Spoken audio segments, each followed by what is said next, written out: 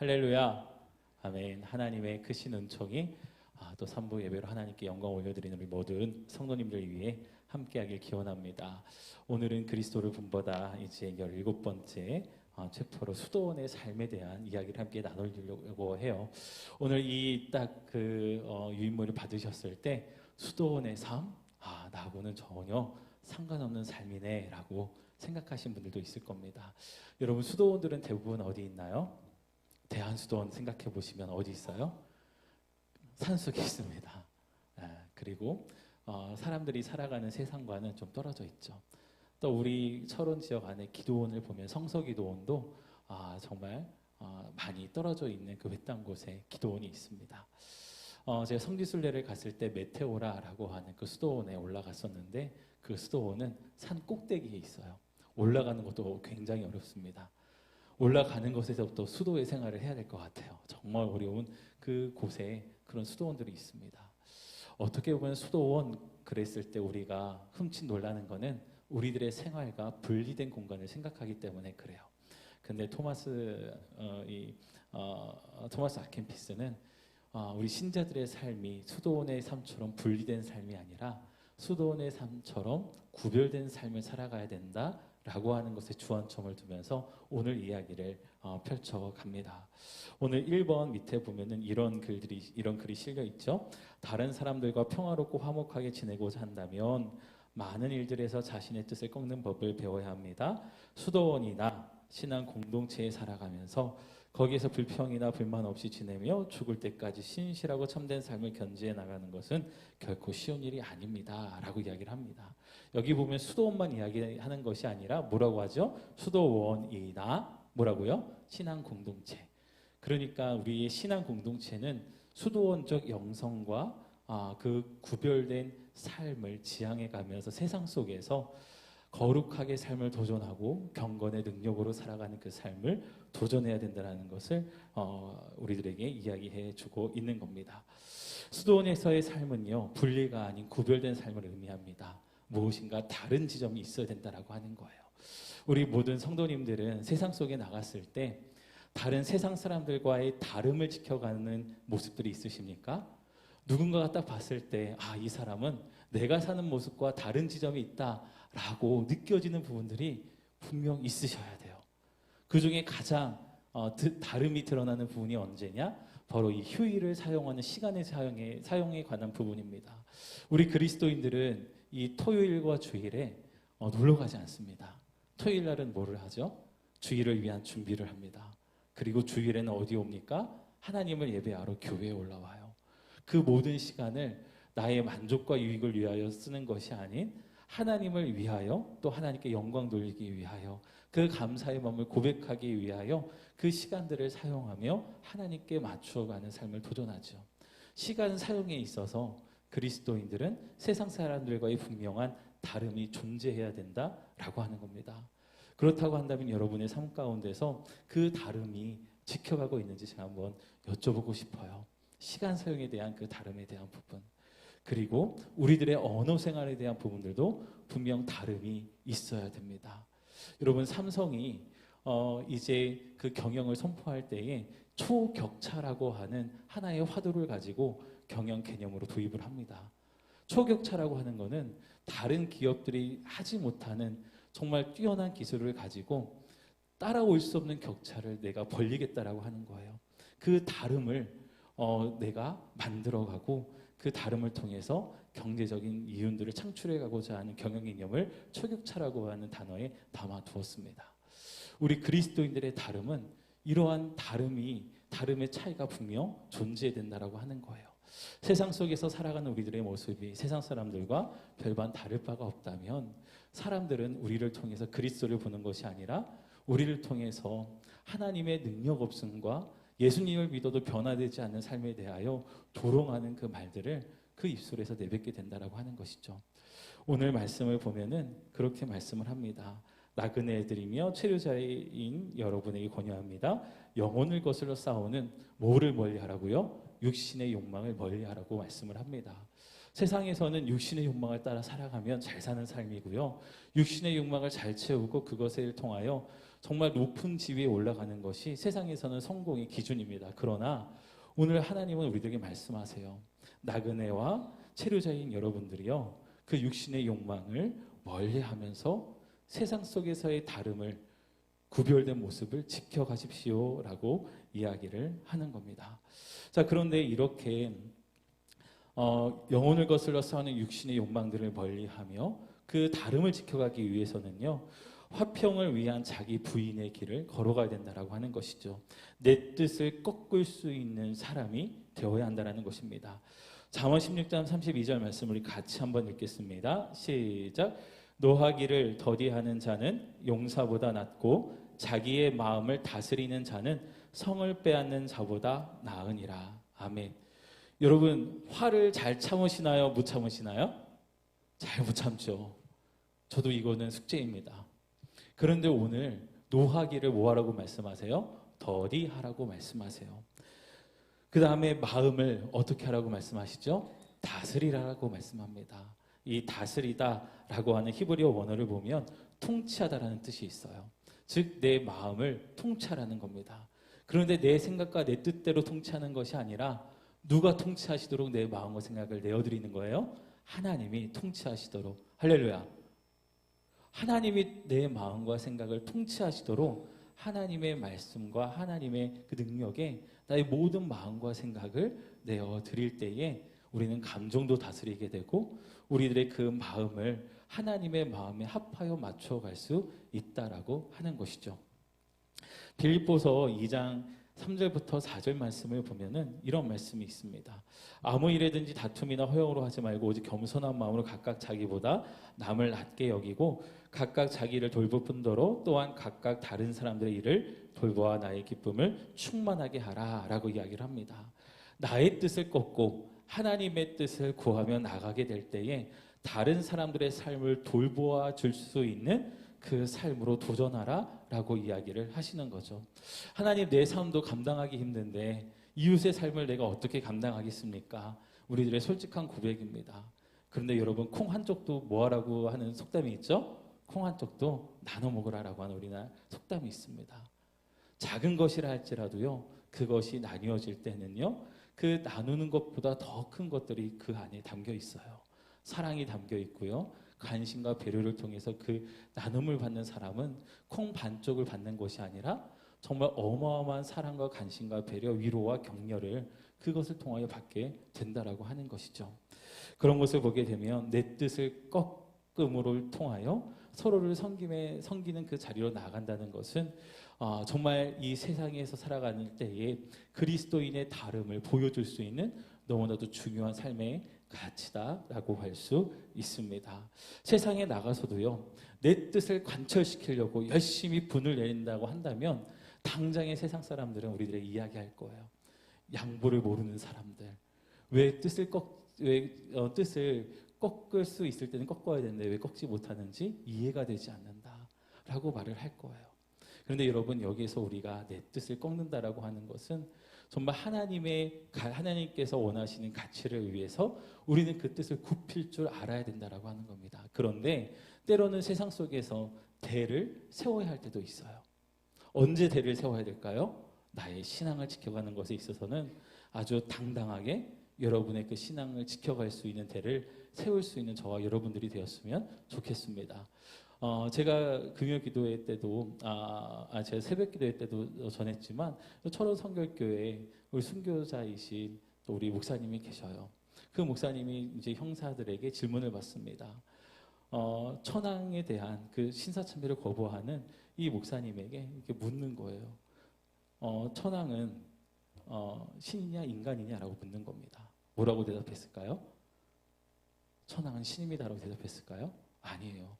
거기서는 뜻을 굽힐 자리가 아니라는 거예요. 우리가 하나님을 향한 고백과 신앙의 고백은 뜻을 굽히는 것이 아니라 그 신앙은 뜻을 세워갈 수 있는 믿음의 결기를 지켜야 된다라고 하는 것이죠. 그것이 하나님이 원하시는 것이기 때문에 그렇습니다. 그러나 하나님의 뜻을 맞춰가는 데 있어서 나의 뜻을 꺾어야 되는 순간이 있다고 한다면 여러분, 과감하게 나의 뜻을 꺾고 하나님이 기뻐하시는 일들에 온전히 마음을 맞춰갈 수 있는 저와 여러분들이 되길 주님의 이름으로 축원을 드립니다. 이것은 신앙생활을 하면서 끊임없는 싸움이에요. 우리가 예배를 드리고 기도의 자리를 지켜가는 것도 여러분 수없이 많은 영적인 싸움들이 존재합니다. 새벽 기도에 나오고 싶은데 갑자기 잠이 몰려옵니다. 이겨내서 나가야지 하시는 분들도 있는 반면에 여기에서 다시 자야지 라고 하는 분들도 있어요. 저는 어떨까요? 저도 그 싸움은 합니다, 여러분. 근데 그 싸움에서 이겨서 나가면 하나님이 주시는 놀라운 은혜를 더 경험하게 된다라고 하는 거죠. 나의 뜻을 꺾고 나의 욕망을 제어하며 하나님의 뜻을 구할 때에 우리들의 삶이 펼쳐지는 하나님의 놀라운 은혜가 우리들 안에 누려지게 되는 줄 믿습니다. 그 하나의 고비를 넘어섰을 때 주시는 하나님의 놀라운 은혜를 한 톨도 놓치지 않는 저와 여러분들이 되길 주님의 이름으로 축원을 드립니다. 그리고 이 수도원적 삶을 사는 사람들에게 있어서는요, 가져야 될 정체성이 있어요. 바로 순례자의 정체성을 가져야 됩니다. 오늘 토마스는 다른 사람과 평화롭고 화목하게 지내고자 한다면 많은 일들에서 자신의 뜻을 꺾는 법을 배워야 한다라고 말하면서 우리 자신은 이 땅에서 나그네와 객으로 살아가고 있다는 것을 명심하라고 이야기를 합니다. 우리는 뭐라고요? 이 땅에서의 뭐라고요? 나그네다라고 하는 거예요.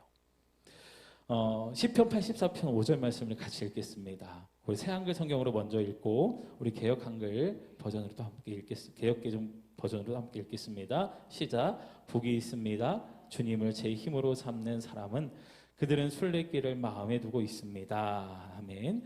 그 뒤에 있는 말씀도 읽을게요. 주께 힘을 얻고 그 마음에 시온의 대로가 있는 자는 복이 있나이다. 아멘.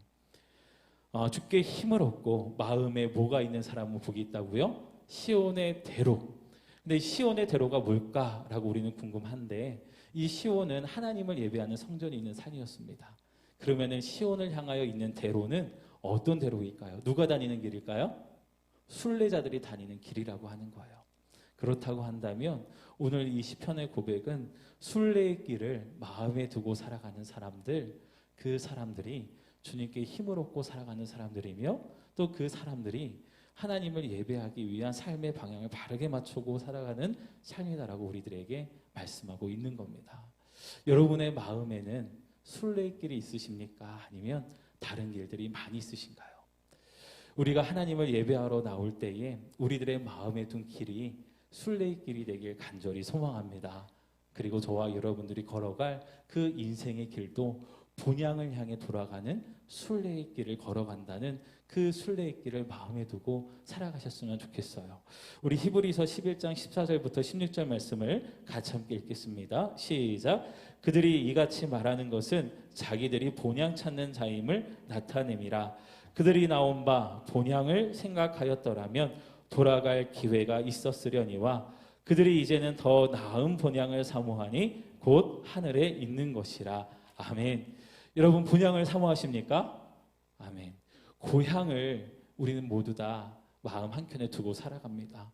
그런데 오늘 말씀은 우리가 정말 돌아가야 할 본향이 있다라고 하는 것이고요.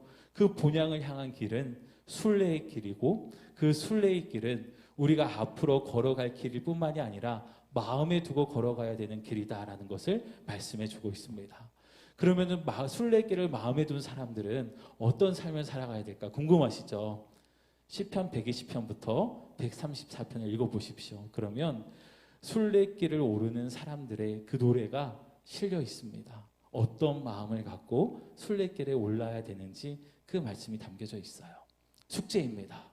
이번 한 주간 120편부터 134편을 꼭 한번 읽고 다음 주에는 우리가 오예배가 없죠. 그 다음 주에 만나 뵙도록 하겠습니다. 시편 120편부터 134편까지 순례자들의 시편을 읽어가시면서 순례길을 마음에 두고 살아가는 사람들이 어떤 마음과 삶의 태도를 갖고 살아가야 될지에 대해 묵상하는 그런 시간을 한번 가져보셨으면 좋겠어요. 그래서 우리는 순례자의 정체성을 갖고 살아가야 되는 겁니다. 저는 엘림이라는 이름이 너무나 사랑스럽습니다. 저희 아버지 어머니가 저 3학년 때 엘림 화원을 해서 살아가는 것뿐만이 아니라 우리 교회 이름이 엘림이어서 너무 좋아요. 왜냐하면 엘림은 나그네의 영성을 담고 있는 이름이기 때문에 그래요. 엘림은 머무는 곳이 아닙니다. 뿌리 내리는 곳이 아니에요. 이스라엘 민족이 약속의 땅을 향해 가면서 가나안 땅, 광야를 지나갑니다. 약속의 땅을 향해 나갈 때, 그때 하나님이 이 민족을 쉬었다 가게 하시고 숨고르게 하시고 다시금 삶을 꿈꾸게 하신 장소가 어디냐? 바로 엘림이었어요. 엘림은 12생과 70그루의 나무가 있는 오아시스였습니다. 그런데 하나님은 그곳에 삶의 장막을 계속해서 펴지 않게 하셔요. 삶의 뿌리를 내리는 곳이 엘림이 아닙니다. 엘림은 새 힘을 얻는 곳이고 숨고르게 하는 곳이고, 그곳에서 내가 놓치고 있던 하나님의 꿈을 다시금 붙드는 곳이 바로 엘림이었고요. 이 엘림은 나그네들의 모이는 곳이었어요. 저는 우리 엘림이 너무나도 좋습니다. 우리 성도님들이 이 엘림에서 주일 예배마다 새 힘을 얻고 무엇인가 새로운 삶을 꿈꾸고 영적으로 숨고르기를 하는 이 엘림이 너무나 사랑스러워요. 저는 이 엘림의 시간이 우리 성도님들에게 누려지길 간절히 소망합니다. 그래서 내가 다시금 광야에 나갔을 때에 엘림에서 받았던 하나님의 은혜를 가지고 더욱더 힘차게 살고 믿음의 방향을 바르게 붙들고 살아가는 삶을 사시길 주님의 이름으로 축원을 드립니다. 자, 그 다음에 수도원적인 삶을 사는 사람들은요, 세상에서 어리석어 본다 할지라도, 어리석게 세상에서 나를 본다 할지라도요, 그 믿음과 신앙을 꿋꿋하게 지켜가는 사람들이 바로 수도원적 삶을 살아가는 사람들이에요. 제가 메테오라 수도원에 갔을 때에 수도사들을 만났습니다. 이제 검은색 옷을 입고선 이제 수도하러 오신 거예요. 그런데 저에게 첫 번째 들었던 생각은 뭐냐면 답답하겠다였습니다. 그리고 얼마나 힘들까였어요. 목사답지 않은 생각을 한 거죠. 하나님을 만나서 얼마나 기쁠까 보다는 이 세상과 단절되고 그리고 분리되어서 살아가는 삶이 과연 행복할까라고 하는 그 질문을 던져보게 되었습니다. 그런데 그렇게 뭔가 세상으로부터 구별되어 하나님 앞에 집중하는 시간은 우리들에게도 분명 필요한 시간이다라고 하는 것이죠. 어떻게 보면 어리석어 보이는 모습들도 있습니다. 그러나 어리석게 보인다 할지라도 하나님과의 교제를 사모하고 하나님을 사모하며 그 시간과 삶을 드리는 그 삶의 모습들에 대하여 이제 인정하고 또 소중하게 여기는 그 마음들이 우리들 안에도 있어야 된다라고 하는 거죠. 그런데 여러분, 세상에서 그리스도인들만큼 어리석어 보이는 사람들도 없습니다. 여러분, 토요일 주일은 쉬는 날이에요. 그러면 열심히 쉬고 그 다음에 월요일서부터 새로운 삶을 살기 위한 그 계획들을 하는 날이 토요일 주일입니다. 그런데 그리스도인들의 이날 주님 안에서 쉰다라고 고백하면서 주님의 몸된 교회와 주님의 영광을 위하여 또 부단히도 새로운 삶을 또 도전하는 사람들이 바로 그리스도인들이에요. 그리고 또 그리스도인들의 가장 큰 어려움은 뭐냐면 세상에서는 회식을 합니다. 회식을 하면 즐겁잖아요. 그리고 사람들이 뭔가 하나 되는 그 시간들이잖아요. 그런데 그 시간을 지키기보다 하나님을 예배하는 시간을 제일 먼저 우선하면서 그 자리로 나아가기 때문에 세상 사람들에게서는 어떻게 보면은 어리석은 사람들처럼 보인다라고 하는 것이죠. 그런데 여러분, 그리스도인의 삶은 세상에서 멸시받을 수밖에 없고요, 어리석다 여길 수밖에 없는 삶이다라고 하는 것이 성경에 이미 기록되어 있어요. 우리 이사야 53장 3절 말씀을 같이 읽겠습니다. 시작. 그는 멸시를 받아 사람들에게 버림받았으며 간고를 많이 겪었으며 질고를 하는 자라. 마치 사람들이 그에게서 얼굴을 가리는 것 같이 멸시를 당하였고 우리도 그를 귀히 여기지 아니하였도다. 예수님에 대한 예언의 말씀이 나오는 부분이에요. 우리 뒷장 넘어가셔서 우리 고린도전서 1장 18절 말씀을 우리 함께 읽겠습니다. 시작. 십자가의 도가 멸망하는 자들에게는 미련한 것이요 구원을 받는 우리에게는 하나님의 능력이라. 아멘. 십자가의 도가요, 이것을 믿지 못하는 사람들에게 비춰질 때에 미련하다라고 생각이 된다라고 하는 거예요. 어이없고 그 다음에 전혀 믿겨지지 않는 일이다라고 하는 거죠. 한 사람이 로마 시대 때 정치범들을 처형하는 십자가에 못 박혀 죽었는데 그 죽은 청년을 이 세상의 구원주로 믿고 살아가는 이 모습들이 세상 사람들에게는 이해가 되지 않는 거예요. 우리가 하나님을 믿고 나아가는 이 모든 것들이 정신승리라고 생각을 하기도 합니다. 어떻게 보면 우리는 예수님을 믿는 신앙 때문에 세상으로부터 많은 어려움을 당하는 것은 분명하게 이 성경에 기록되어 있는 것처럼 받게 되는 또 하나의 고난이고 또 고초다라고 할 수 있어요. 그러나 오늘 주신 말씀처럼 구원을 받는 우리에게는 이 십자가가 뭐라고요? 하나님의 능력이 되는 줄 믿습니다. 강화도에 가면은 홍익교회라는 교회가 있어요. 강화도의 역사를 보면은 저 강화 북쪽에 교산교회, 예전에 교환교회라고 했었는데 거기가 어머니의 교회입니다. 거기서부터 김상임 전도사님을 통해서 교회가 시작이 됐어요.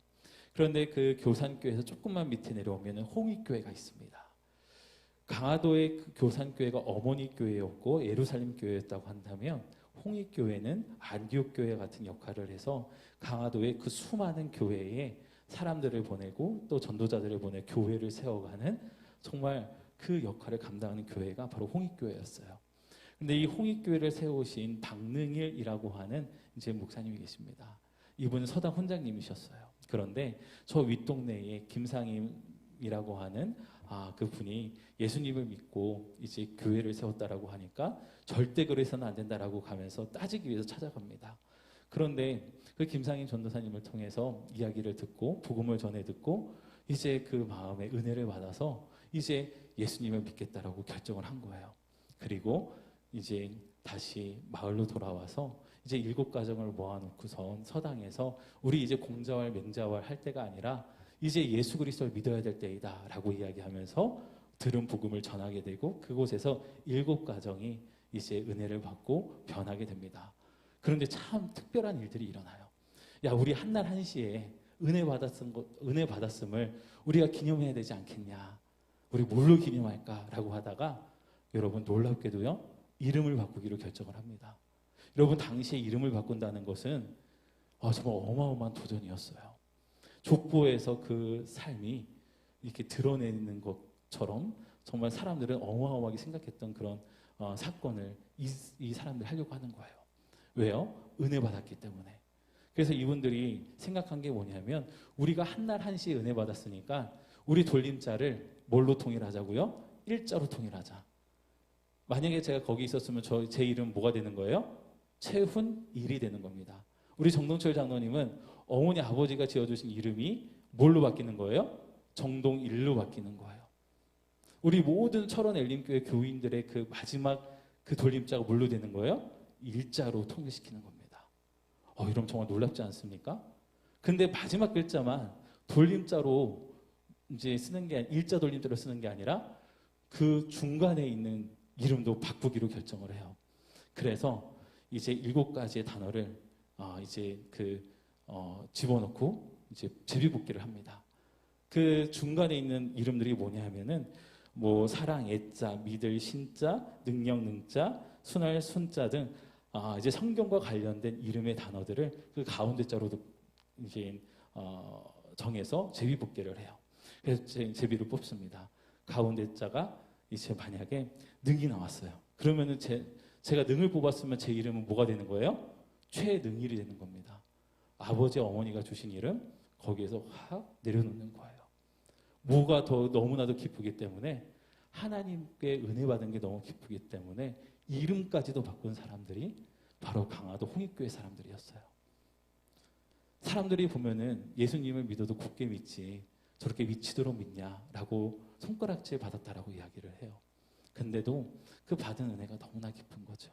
기억하고 싶으니까. 그뿐만이 아니라 이 홍익교회 사람들은 주일마다 검은색 상복을 입고 교회에 나옵니다. 어떤 의미냐면 나는 죄인입니다라고 하는 거예요. 나는 죄인으로서 하나님 앞에 나아가서 예배하는 하나님의 사람입니다. 그런데 그 모습을 보면 마을 사람들이 검둥개가 지나간다라고 조롱합니다. 그 소리가 다 들려와요. 나의 아이들에게도 그리고 나의 사랑하는 자녀들에게도. 그럼에도 불구하고 그것을 도전하는 거죠. 왜요? 하나님이 주신 은혜가 너무나도 감사하고 기쁘기 때문에 그래요. 죽을 수밖에 없는 우리였지만 정말 하나님 예수 그리스도를 믿어서 영원한 삶을 살게 하신 것에 대한 은혜에 감사합니다. 여성분들은 이름이 생겨요. 옛날에 여성분들의 이름이 있었을까요? 없었을까요? 있으신 분들도 있었고 없는 분들도 굉장히 많았습니다. 그래서 강화 기독교 역사 박물관에 가보면 방 리브가, 김 마리아라고 하는 이름들이 굉장히 많아요. 강화 중앙교회 역사 박물관에는 그런 여성 신도들의 이름이 가득하다라고 이야기를 합니다. 뭐냐면 기독교가 들어와서 그 사람의 여성들에게 없었던 이름을 지어준 거예요.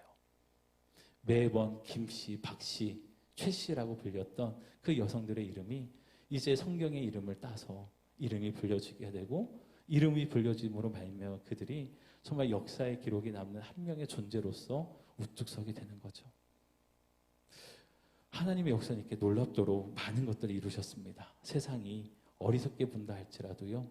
그 어리석음이 꽤 보이긴 하지만 우리가 하나님의 은혜가 너무나도 귀하고 그 은혜가 감사해서 믿음의 삶을 도전할 때에 하나님은 우리들에게 정말 많은 위로와 격려와 또 은혜를 주시는 줄 믿습니다. 저는 우리 성도님들이 세상의 많은 핍박과 모진 말 때문에 이 믿음의 여정을 포기하지 않는 우리 성도님들이 되셨으면 좋겠습니다. 흔들림 없이 그 믿음의 경주를 끝까지 완주하는 저와 여러분들의 삶이 되길 주님의 이름으로 축원을 드립니다. 자, 그리고 균형 잡힌 경건의 삶에 대해서 이렇게 이야기를 합니다. 수도사의 옷을 입거나 삭발하는 것 등과 같이 외모를 변화시키는 것은 경건에 별 유익이 없지만 행실을 바꾸고 욕정을 온전히 죽이면 진정으로 경건한 사람이 됩니다. 여러분, 형식이 중요할까요? 본질이 중요할까요? 네? 둘 다 중요합니다. 그런데 우선순위를 따지자면 뭐가 더 우선해야 될까요? 본질이 중요합니다. 우리는 본질이 중요하다고 하면서 형식을 완전히 헌신짝처럼 버리기도 해요. 그런데 여러분, 본질을 붙든 사람은 그 본질이 삶 속에서 드러나기 마련입니다.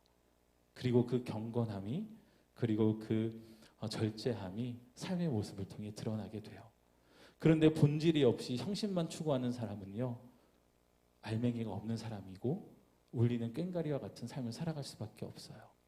저는 우리 철원 엘림교회가 형식에 치우친 신앙인들이 많아지는 것이 아니라 본질을 붙들고 그 형식이 보여지는 삶이 하나님이 기뻐하시는 삶으로 그 본질을 잘 담아내는 그 형식의 삶을 지켜갈 수 있는 저와 여러분들이 되길 간절히 소망합니다.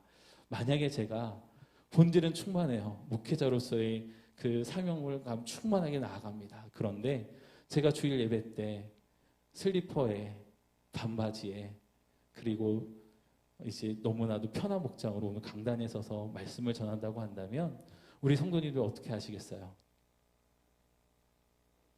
그러실 거예요. 우리 목사님이 뭘 잘못 드셨나 보구나. 큰일 났네. 근데 여러분, 우리들의 그 본질이 형식이란 그릇에 담길 때에 그 형식이 정말 놀라운 또 능력이 된다라고 하는 것을 꼭 기억하셨으면 좋겠어요. 우리가 예배드리러 올 때도 옷을 정갈하게 입고 나아가는 것은 정말 이 세상을 창조하시고 왕 되신 하나님 앞에 나의 최선의 모습으로 나아간다는 그 믿음의 고백이 담겨져 있는 것이거든요. 사람에게 잘 보이기 위해서 나아가는 것이 아닙니다. 그렇다면은 형식을 안 갖추셔도 돼요. 그런데 여러분의 그 믿음의 고백이 왕 되신 하나님을 만나러 간다라고 하는 그 믿음의 고백으로 나온다고 한다면 우리는 정말 정갈하게 깨끗한 모습으로 최선을 다하는 모습으로 주님 앞에 나올 수밖에 없다라고 하는 것이죠. 그래서 이 균형 잡힌 경건의 삶을 또 지켜갈 수 있게 되길 소망합니다. 자, 그 다음에 부르심의 목적을 붙들고 살아가는 삶이 바로 수도원 삶의 특징이다라고 할 수 있는데 정말 중요한 부분이에요. 우리 가번을 우리 함께 읽겠습니다. 부르심의 목적, 굴림이 아닌 섬김과 수고. 하나님이 우리를 부르신 목적, 그것은요, 굴림하기 위해서 우리를 부르신 것이 아니에요. 우리를 섬김의 자리에 보내시기 위하여 하나님은 우리를 부르신 줄 믿습니다. 우리 교회 안에서도요, 우리의 신앙의 연수가 쌓여지면 쌓여져 갈수록 그 삶의 태도는 어떻게 될까요? 더 내려와야 됩니다. 더 낮아져야 됩니다. 이거는 저를 향한 하나님의 책망의 말씀이기도 해요.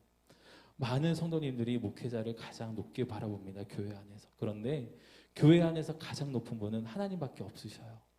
여러분 이거 인정하시고 믿음으로 고백하시길 축복합니다. 제가 높질 않아요. 우리 주님이 가장 높으신 분이세요. 저는 우리 성도님들을 기쁨으로 도우라고, 기쁨으로 우리 성도님들이 하나님을 향한 예배자의 삶을 잘 살게끔 인도하라고 저를 이곳에 보내주셨거든요. 저는 섬김의 종으로 이곳에 하나님께서 보내주셨다고 저는 믿습니다. 우리 장로님들도 마찬가지예요. 장로님들이 그 맡은 그 사명의 자리가 높은 자리가 아니라 어떤 자리예요? 종의 자리라고 여러분 우리 장로님들 꼭 생각하셨으면 좋겠습니다. 우리 권사님들도 마찬가지예요. 집사님들도 마찬가지입니다. 우리에게 직분을 주셨다고 하는 것은요, 나에게 지위를 주신 것이 아니라 뭐의 멍에를 주신 거예요? 종의 멍에를 주신 거예요. 그래서 임원이 되어 간다고 하는 것은요, 거룩한 부담감이 그 마음에 묵직하게 있으셔야 됩니다. 저도 그 거룩한 부담감의 묵직함을 갖고 매일 목회의 사명을 감당하고 있어요. 우리 철원 엘림교회 모든 성도님들이 바로 이 부르심의 목적, 섬김의 자리에 세우게 하신 그 목적과 사명을 붙들고 이 수도원적인 삶, 구별된 삶, 차이나는 삶, 그리고 무엇인가 다름을 추구하는 삶을 살아가는 저와 여러분들이 되길 주님의 이름으로 축원을 드립니다.